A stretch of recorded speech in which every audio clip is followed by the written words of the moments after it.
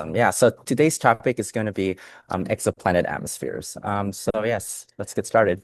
So this is just like a quick, really cool illustration of the TRAPPIST-1 system. Some of you may be familiar with the system. It's quite famous for looking at habitability of planets around non-sun-like stars. So it's an M dwarf. So I'll talk a little bit more about this later on, but just a cool photo to show a complete, well, a pretty packed planetary system. So yes, this is the agenda today. I'm going to go over a bit of the intro, atmosphere formation and loss, climate and atmospheric structure, how we detect them and characterize them, as well as life and habitability, which is, I'm sure, interest to a lot of people here. So yes, why is atmospheric and earth science important in astronomy? I just want to begin with this little tidbit because when we're thinking about astrophysics and studying astronomy, we often neglect, or I feel like a lot of people neglect the geological science, which is very important for studying exoplanets, especially since they are terrestrial. They can be terrestrial systems. Some of them are more gaseous, like gas giants, but in totality, atmospheres and studying how they interact with the planetary surface and with their stars are really important. So just a quick intro on why it's important. For example, if you want to study planetary surface processes, they are regulated by atmospheres. This includes erosion, weathering, volatile cycles, how water and carbon interacts with the interior and the surface, as well as fluvial cycles, how we study dune formation, for example. The image below is Gale Crater on Mars, taken by, I believe, the Curiosity rover. So if you didn't know it's Mars, it kind of looks like somewhere in Namibia or in Death Valley. You wouldn't know that it's actually on Mars. So it's really important to know that these kind of interactive and holistic kind of processes impact how we study these planets. Another big one is the interior and atmosphere connection. The interior evolution, so the core, the mantle, the lithosphere is very important to study how an atmosphere is formed through volatile outgassing. This is also with tectonics. Water can be deposited in the interior through tectonics and recycled back to the surface. Core dynamo, how does the formation of a magnetic field protect the surface from more atmospheric loss? And this is why it's very important for us to be aware of stellar activity from our star because it can damage electrical components on the surface.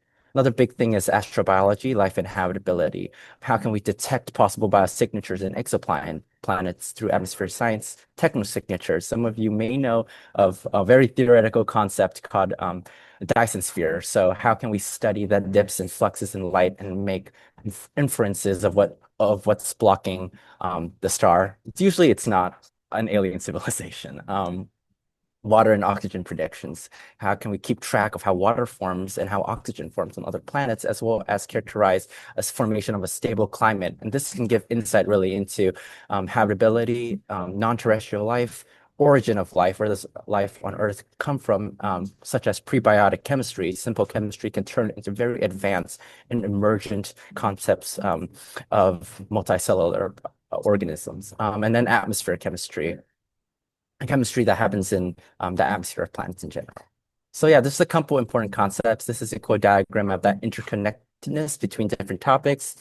So yeah, let's get started first with atmosphere formation and loss. So the big question is, where do atmospheres come from? So these two photos are illustration of a protoplanetary disk or a planet-forming disk. So the original kind of debris disk that surrounds a star that can accrete into planets, like all the little bits of dust and gas can form together to form a planet. And on the right is an image of a planet forming, and this is more of a gas giant. And I'll talk about why that is important in knowing where atmospheres come from. So let's get started with like two main designations for atmospheres. The first one is a primary atmosphere, and the second is a secondary atmosphere. So primary atmospheres originally accreted from gas from the planet-forming disk, mainly hydrogen and helium gas. It's the same material that a star is formed from. The secondary atmosphere is after a gas giant, or for example, or another planet loses its primary atmosphere, it can kind of reform a secondary, more heavier atmosphere. And these are usually formed through many formation pathways, such as outgassing. So eruptions or equilibrium with the magma ocean can kind of outgas like volatiles in the interior to the atmosphere. Biochemical, possible from the origin of life, detecting life, photochemical, These are interactions with light that can kind of break bonds for molecular species, gas species, atmospheric chemistry, geochemical. So there's a lot of processes that go into building these secondary atmospheres. And some examples, I'll show pictures later, but steam atmospheres, CO2 atmospheres like on Venus, oxygen like on Earth with nitrogen, methane, and just a lot of different kind of rare and exotic atmospheres. So this bottom panel shows that kind of initial formation of a primary atmosphere. It's also known as a primordial atmosphere right here. And we have hydrogen, helium, and then the rocky core, and then it can kind of lose its atmosphere sometimes. So it'll become like a bare core, and then it can re-outgas the secondary atmosphere, as you can see in hydrogen, methane, carbon dioxide. It can also undergo partial loss, so you retain some of that hydrogen. And that hydrogen can go into equilibrium with the interior depending on the surface kind of state and evolution of the mantle. And it can kind of also add water into the mantle because water exists in the mantle as hydrogen ions. So that is another really important reason why we want to study the accretion of the primary atmosphere and water. So yeah, I want to show some observational data. This is a quite famous result found in Fulton et al. In 2017 by the California Kepler survey.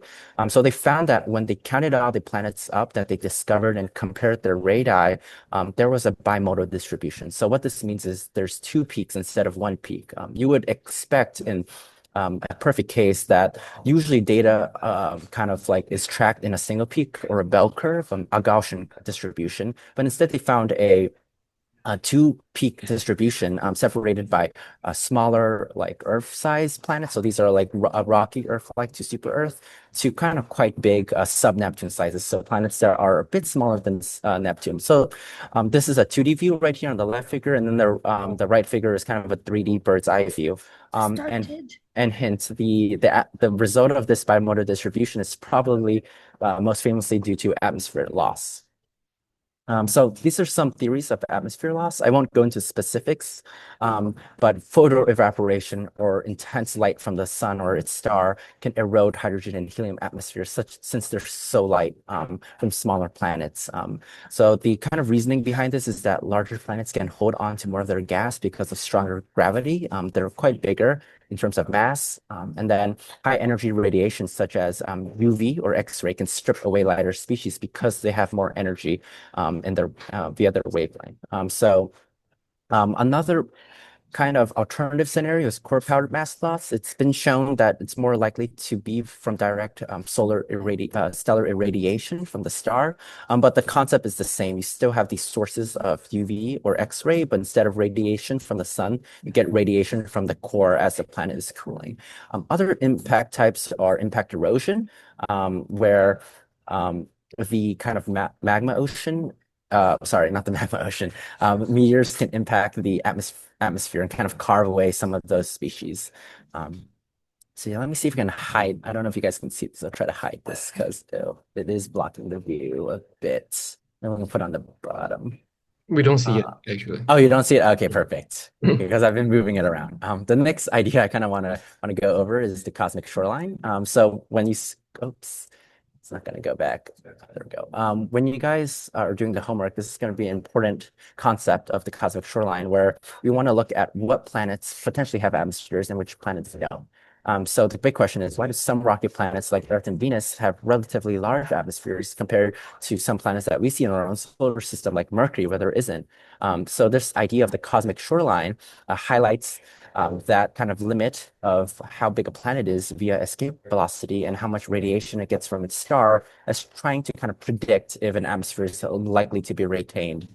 So the idea again is the size of the gravity of the planet can hold onto its atmosphere. If you have more mass, it's just hard to escape from that planet. And then radiation from the host star blows away the atmosphere. So in the red, we have planets where the atmosphere is probably lost. Blue is where it's probably retained. And you graph all the planets' escape velocities versus their kind of amount of stellar influence or XUV radiation they receive from the star. There's kind of a really interesting line that develops called the cosmic shoreline, where you can kind of separate those two regimes of loss and gain.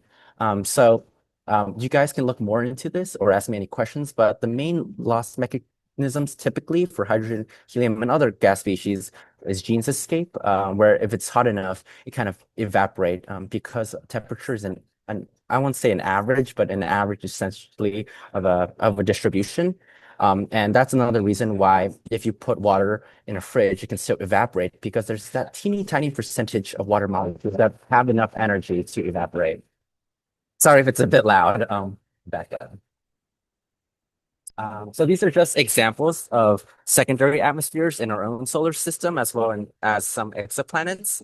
We have Earth, for example, with oxygen, Venus with carbon dioxide and sulfur dioxide, Titan with methane and nitrogen, and 55 Cancri, which is a rocky subneptune exoplanet with a primarily CO2 atmosphere, actually, through observations and modeling. So what are the formation pathways again? The main big ones are accretion and outgassing. So accretion from the planet-forming disk and eventual outgassing. And then we have delivery from volatile-rich bodies, icy comets, asteroids, biology. Biological activity can produce some type of atmospheres like oxygen. So this is really quite central to detecting atmosphere biosignatures. There aren't really any, but it's an exciting emerging field. Atmospheric chemistry, such as dissociation from stellar radiation and impact shock. When a meteor or asteroid enters the atmosphere of a planet, at the tip of the asteroid or meteor now, there is intense thermal and pressure gradients that can kind of like create exotic compounds. So just a picture of outgassing at Mauna Loa, example of comet in our own solar system, and some biological activity on Lake Erie. So next, let's focus on the climate and atmosphere structure. An important concept is the planetary equilibrium temperature, which is essentially the expected surface temperature of a planet based on balancing incoming solar radiation from the star, how much kind of like sunlight you receive, and then how much thermal radiation is re-emitted by the planet. So just a quick note that all matter, at least non-dark matter stuff, emits radiation at all levels if you're not at absolute zero. This idea is called the black body radiation. So it's exactly the same concept as if you heat up a piece of metal and it's glowing red. So that's the same reason. Well, I'll show more spectra for that. So it's more easily kind of understandable, but essentially the planetary equilibrium uses luminosity, how bright a star is, with kind of like these, like how far away from the star, and the Bono beta, which is the reflectivity of a surface in order to calculate the predicted temperature you would get only using starlight. So Earth's equilibrium temperature is 255 Kelvin. So that's a bit cold if you convert it back to Celsius or Fahrenheit, whichever measurement you use. But there is a reason why, and it's going to be in the homework. I'll talk a little more about it, but maybe you guys can have a bit of a guess at why that is the case. Let's talk about atmospheric emission and absorption profiles for Earth-like planet.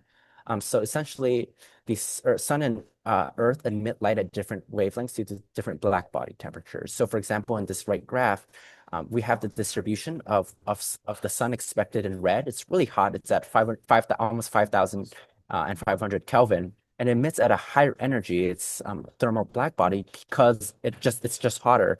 So it emits in higher wavelengths, and that's why you wear sunscreen. It's because you need to protect yourself from the UV rays, which is being emitted a lot at that temperature. Compared to Earth, we don't need to wear like Earth screen because the Earth is quite cool. So instead of emitting at the UV range, it actually emits infrared energy. So the idea between that's emission, the light emitted from a body.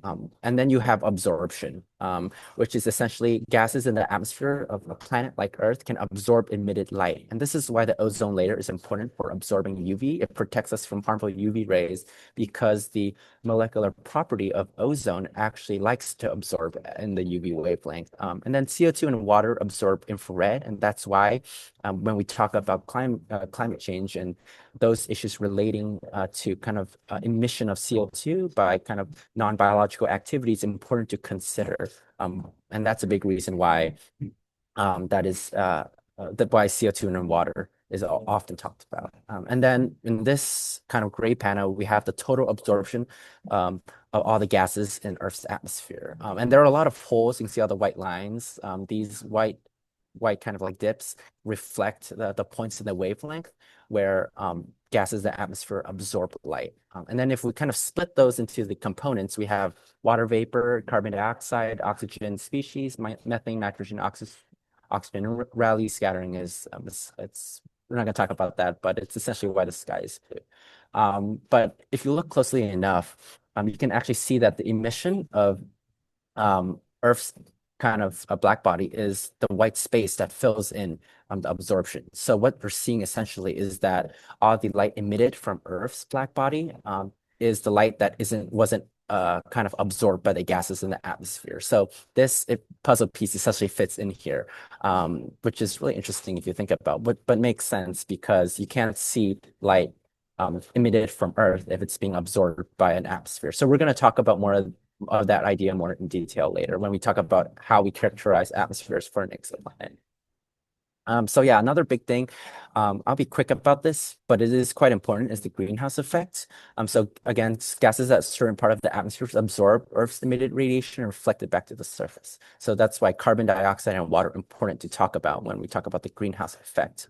Clouds can also reflect incoming solar radiation because it's just more reflective. And this is a scale. It's also known as the Von albedo in this case. Just note, if you do the homework later, if you use Google or whatnot, you might see geometric albedo, which is not the same. So look for bond albedo. We're talking about bond albedo when I say albedo. And that can be on a scale from 0 to 1, where 0 is being absorbing R radiation and 1 is reflecting off. So a mirror, for example, would have a bond albedo 1. Then a runaway greenhouse effect is also really important. So that's essentially when you have a lot of greenhouse gases, it kind of creates a positive feedback loop. So for example, if we increase surface temperature, it leads to more evaporation of water. When we evaporate more water, it increases temperature, warmer air holds more water vapor, so it increases the temperature even more. That can happen to a state where oceans evaporate, and once the oceans evaporate, it can expose more bare rock. And carbonates can decompose in weather. So carbonates are a group of minerals on the planetary surface that you may have heard of in the carbonate silicate weathering cycle. So that's why when we have that exposure of more rocks, it can decompose and weather more due to heightened temperatures because that is favored, and that increases even more CO2. So you have this runaway effect, this compounding effect of increased temperature. So another quick thing to note is we want to look at, when we're modeling planetary structures, is the atmospheric temperature and pressure structure. And this is essentially the vertical profile of an atmosphere. So we have, for example, the troposphere where weather happens, and we have the stratosphere. And generally, the temperature, if you plot it as a function of altitude, it decreases in the troposphere, but it increases in the stratosphere. And there are other kind of like spheres that we're not going to talk about, like ionosphere, thermosphere. But just note that the reason why these kind of temperature changes with altitude is because of the behavior of the gas and atmosphere at that certain altitude. So for example, in the troposphere, radiation heats the planetary surface, so temperature decreases with altitude. But in the stratosphere, the dominant effect actually is UV absorption by gas molecules, aerosols, cloud particles, whatnot. So that actually increases temperature. Just a little bit. So the bottom panel is all the kind of temperature structure profiles of all the solar system planets. And then the right is just an example of a gas giant planet. And then you'll see that there are kind of weird clouds here. So we can talk a little bit about that in the next slide, cloud formation and exotic clouds. So clouds form essentially when the partial pressure of a vapor, a condensable vapor at a specific altitude, exceeds the saturation vapor pressure. So what this means that a partial pressure is essentially just a fraction of a certain gas in an area of space. So if you have 50% water or 50% CO2, it's essentially 0.5. Saturation vapor pressure is the pressure at equilibrium of a liquid vapor system. So that means that if you have a glass jar, the pressure where the rate of evaporation in your jar is equal to the rate of condensation and you take the partial pressure of that air, that's a saturation vapor pressure. So you will have cloud forming when we have an oversaturated kind of space, enclosed space. And why clouds are important is because we can observe clouds through photometry or fluxes in stellar light we receive, and also from the planet, reflected starlight, and spectroscopy to give insights into composition and cloud movement. So the bottom panel, the one with the sphere, shows kind of a really cool map that some scientists made and Crossfield et al. 2014 of a brown dwarf lumen 16b of the dark spots kind of reflecting and the light spots reflecting where clouds are and clouds may not be, or in terms of albedo. So it's just really cool. And I want to note that clouds are not limited to water vapor on exoplanets. So if you want to study exoplanets and study cloud formation, you actually find that you can form like a ruby cloud, so corundum essentially, and other kind of rare, interesting clouds like ammonia, steam, sulfur. I wouldn't say necessarily rare; they're just rare for us on Earth because they are quite exotic. Um, so yeah, some really cool photos of Jupiter's clouds taken by the Juno probe. So these are actually real images of Jupiter's kind of upper atmosphere. We can see those swirling ammonia clouds, and each color corresponds with a different kind of layer. Deeper you go, but you have like a different cloud composition. So those are different colors. So yeah, let's talk about detection and characterization next. So the main detection mechanism for exoplanets, at least, that you can get a lot of information regarding the atmosphere is transit. So essentially, there's two types of like transits. The one where the planet eclipses the star, that's called a primary transit or a primary eclipse, and then we have the secondary where the planet goes behind the star. So for primary eclipse, where we see the planet kind of in front of the star, we can do transmission spectroscopy.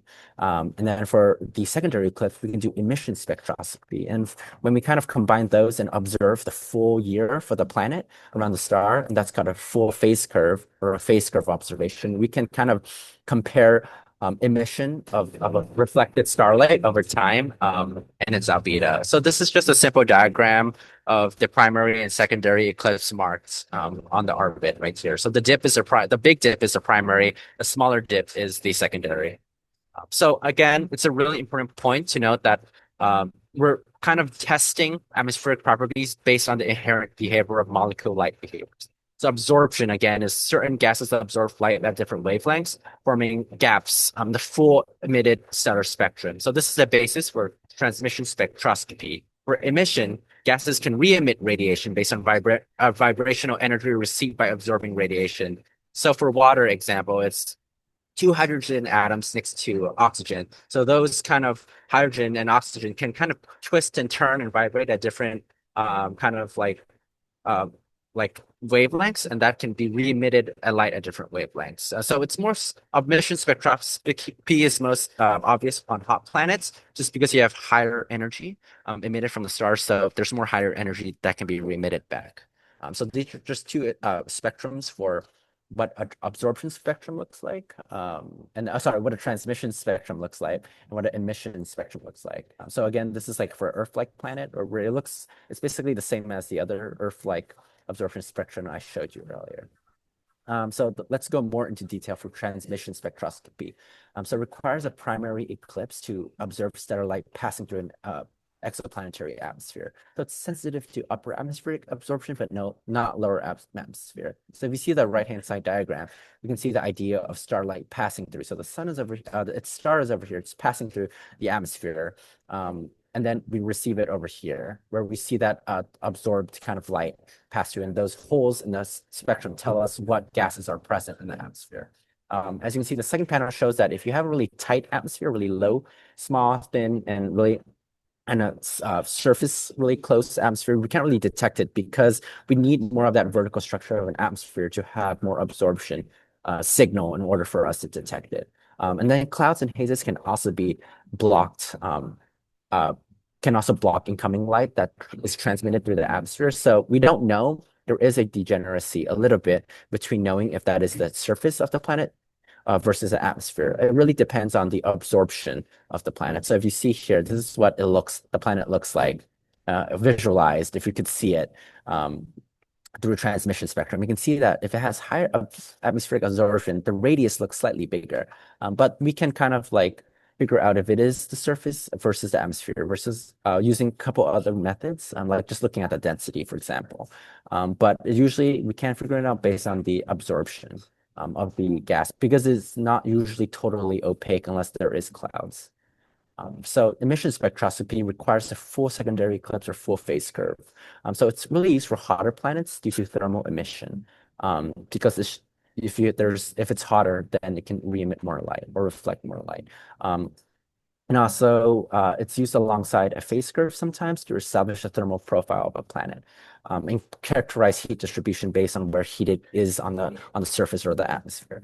So you can see right here that this is a example of a thermal emission diagram for a tidally locked planet. So right when it undergoes a secondary eclipse, we can see that really hot day side, and that's why it's favored for a secondary eclipse to use emission spectroscopy because the day side emits more light. And this is for a tidally locked planet, by the way. So some examples of atmospheric observations by transmission spectroscopy. We have GJ1214b, where the black dots are the observed transmission kind of signals using Hubble. And this is kind of the synthetic models that people have used. So if it was 100% H2O, you would have those hills and valleys, but we don't see that. We see that a flat line. So what's going on? So the results showed that it was probably caused by gas absorption features, by clouds blocking gas absorption features. And this was in 2014. And they didn't know the atmosphere composition really was, observationally speaking, because it didn't fit the water curve or the methane curve. So that was quite an unknown. But a new study is showing that the phase curve measurements and climate modeling, it is probably steam, because there is heat redistribution on the planetary surface. So for the same reason why the hottest point of the day is at 2 o'clock, not 12, is because the atmosphere is kind of shifting heat around. That's the same idea. This is an atmospheric kind of example by emission spectroscopy for the secondary atmosphere of 55 Cancri E and TRAPPIST-1c. So we have the black dots again are the observation signals taken, and then you kind of fit like a model to it. So if you think it's CO2, it should show up as a red line. If you think it's CO, it should show up as a yellow line. So you're trying to use some statistics to see what's the best fit line, essentially. So they showed that it's probably a CO2 or CO atmosphere favored by James Webb, and this was just last year. TRAPPIST-1c, again, part of the TRAPPIST system, it was probably just a bare rock, based on the secondary eclipse. Based on the secondary eclipse, and this is consistent with being too close to its star, so it's being stripped away. So yeah, let's talk about life and habitability. So I know this is interest for a lot of people. So let's redefine the habitable zone more clearly using some new atmospheric terms that we learned today. So a habitable zone, again, is the distance and region around the star where water exists as a liquid. So we can redefine it more specifically to have the outermost or coldest region of the habitable zone be defined as a maximum greenhouse warming potential caused by gases like CO2 or water. And then the innermost is the warmest set away by the runaway greenhouse. So you don't want to enter a runaway greenhouse because you just become a housecape like Venus. So this map is a kind of catalog of all planets or some planets in the habitable zone, not all of them, by the Habitable Worlds Catalog run by the University of Puerto Rico. So as you can see, Venus right here in red is in the red zone. It's too hot to be habitable. And then we have Mars right on the edge of the habitable zone. So just a quick note for those who do or want to study planetary science. You'll hear a lot that Mars used to look like Earth, but that's not quite true. At its kind of wettest stage in its whole evolution, I believe during the Amazonian era, it was as wet as Death Valley is wet. So its wettest zone is basically our driest point on Earth. So not too hospitable to life. So my point is, just because it is in the habitable zone doesn't mean it's necessarily conducive to life itself. It just gives us a small chance. And that's where we argue, is that chance possible at all? So just a quick note again, this is a cool GIF. So the habitable zone, again, it's not too cold and not too hot. So we can actually use climate models, the exact type of models we use to kind of track Earth's climate to give theoretical insights into complex climate behavior. You can't just use a simple equilibrium temperature, though there will be a homework question on that. So we'll see why we can't use that.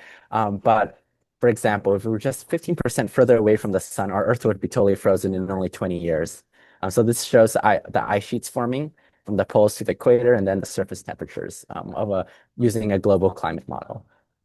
Uh, so yeah, again, this is the TRAPPIST-1 system to re-envision where that habitable zone is. It's way closer than the orbit for Mercury. And this is because the inherent property of the star is way cooler than our sun.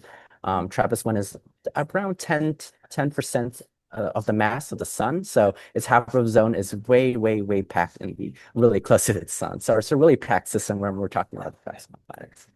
So yeah, this is just like a fun last slide. Atmospheres, again, are conducive to life and biological activity. It protects us from stellar radiation, cosmic rays, and thermal variability. If the daytime is like 500 degrees and then the nighttime is 500 degrees cooler, it's not going to be very nice to live on. I'm going to be baked and then froze in a day.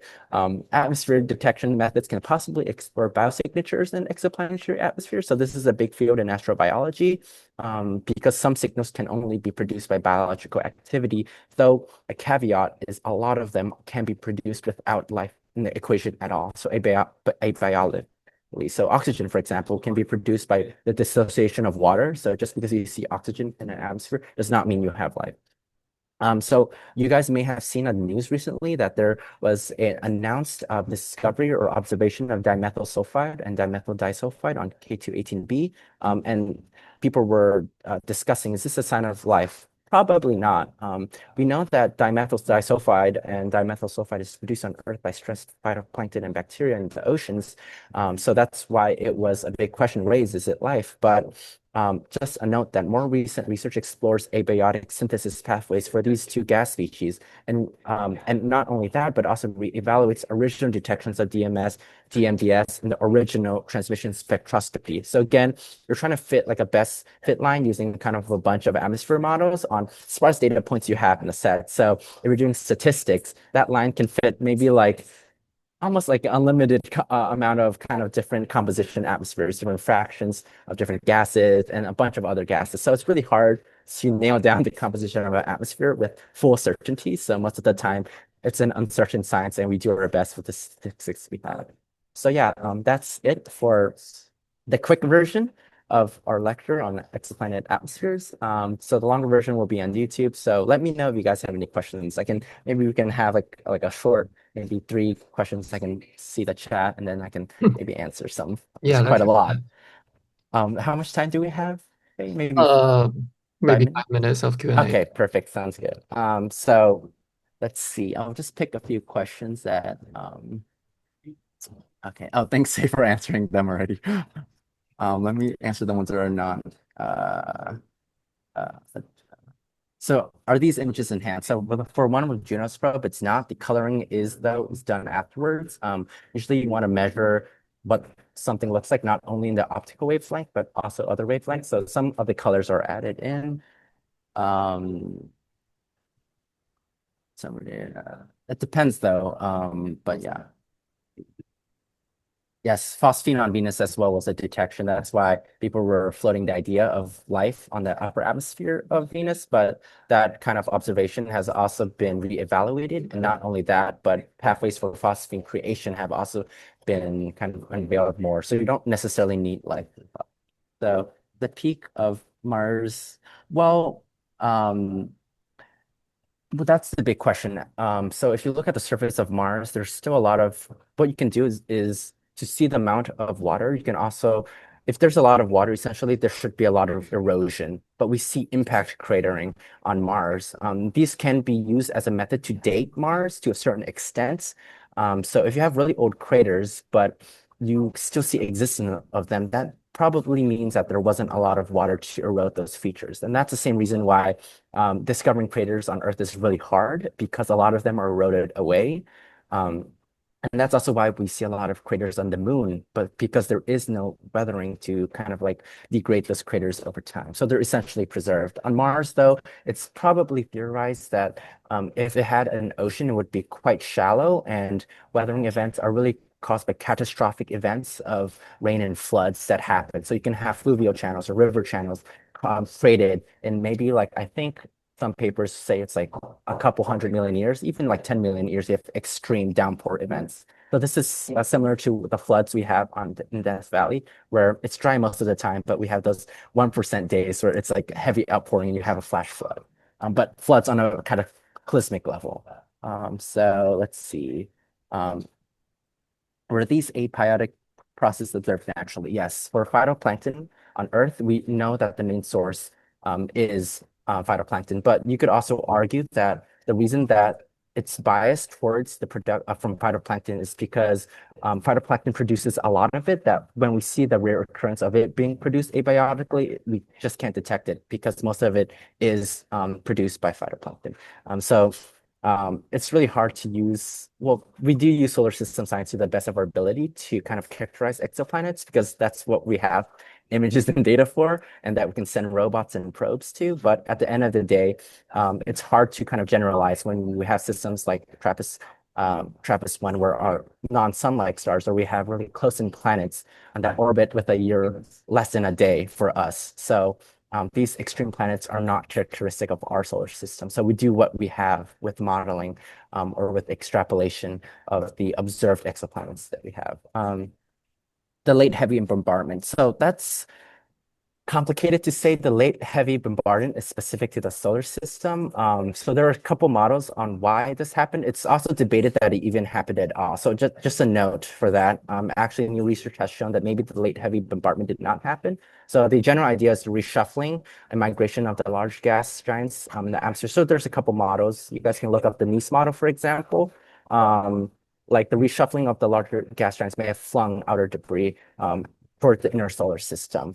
So for exoplanets, we don't have the data for that. We can do orbital migration models, but that's totally unconstrained at all. So they do affect the planetary atmosphere, though, because you can strip away an atmosphere through kind of impact. So impact carving of the atmosphere is a big thing. So it's not a general, like generally true for all, solar exoplanets, but it may be true for some. We just don't know. So again, it's a big thing to study kind of the effect of meteor formation right now. And I think it's the Hadean era of Earth, so really old Earth, where we think that this may have contributed to some level of atmosphere loss. But yeah, I think that's all the time we have questions for. But yeah.